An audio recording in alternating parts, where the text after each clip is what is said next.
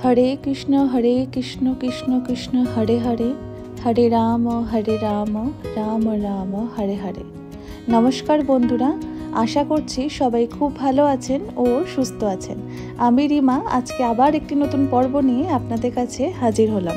সামনেই আসতে চলেছে মহা জন্মাষ্টমী উৎসব।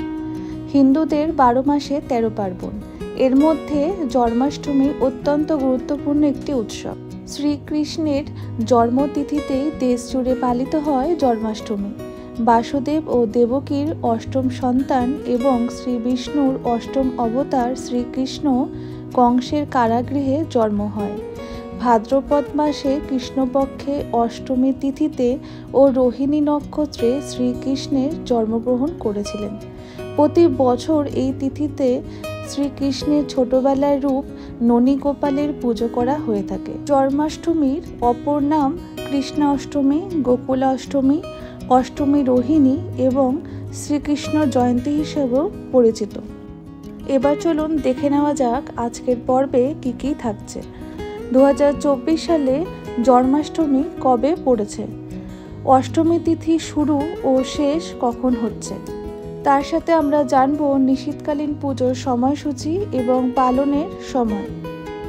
জন্মাষ্টমীর তাৎপর্য, জন্মাষ্টমীতে ভগবানকে কি কি ভোগ নিবেদন করবেন বা গোপালের প্রিয় ভোগ কি কি, তা সব কিছুই জানবো এই ভিডিওর মাধ্যমে। তাহলে চলুন আর দেরি না করে ভিডিওটি শুরু করা যাক। প্রথমেই আমরা জেনে নেব 2024 সালে জন্মাষ্টমী কবে পড়েছে। 2024 সালে জন্মাষ্টমী পড়েছে 26শে অগস্ট 2024 সোমবার। অষ্টমীর মুহূর্ত শুরু হবে 26শে অগস্ট 2024 রাত্রি 3:30 মিনিটে। অষ্টমী মুহূর্ত শেষ হবে মঙ্গলবার 27শে অগস্ট 2024 রাত্রি 2:20 মিনিটে।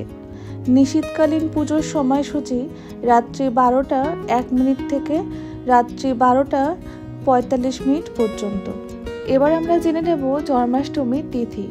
জন্মাষ্টমীর তিথি 26শে অগস্ট দুপুর 3:39 মিনিটে শুরু হচ্ছে, আর এই তিথি শেষ হবে 27শে অগস্ট দুপুর 2:19 মিনিটে।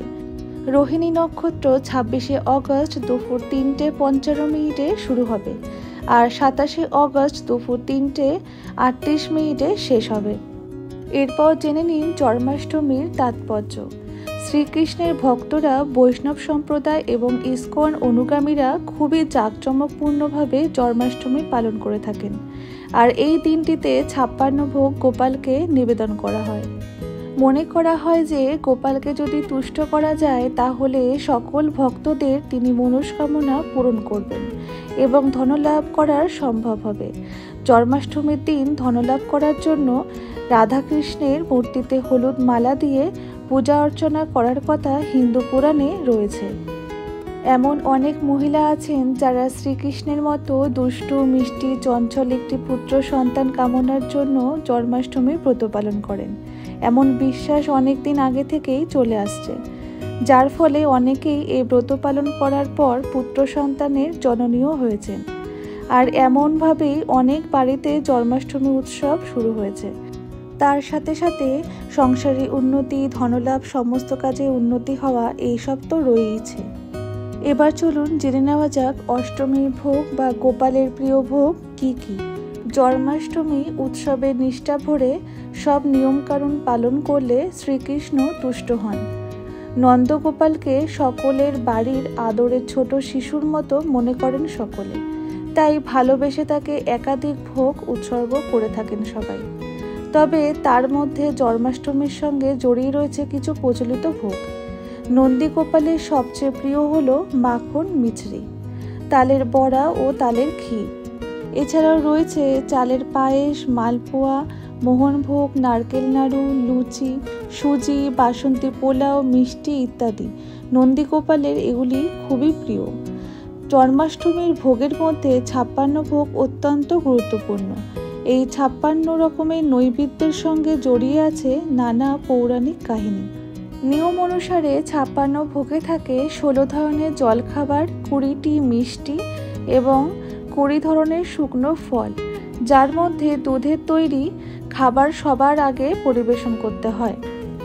নন্দীগোপালকে যে কটি ভোগই নিবেদন করুন না কেন, প্রতিটি ভোগেই যাতে তুলসী পাতা থাকে সেই দিকে বিশেষভাবে নজর রাখবেন।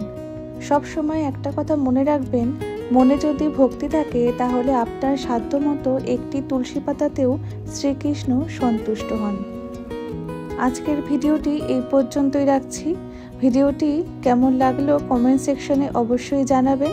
ভালো লাগলে লাইক, শেয়ার, কমেন্ট করতে ভুলবেন না। ভিডিওটি সম্পূর্ণ দেখার জন্য অনেক অনেক ধন্যবাদ।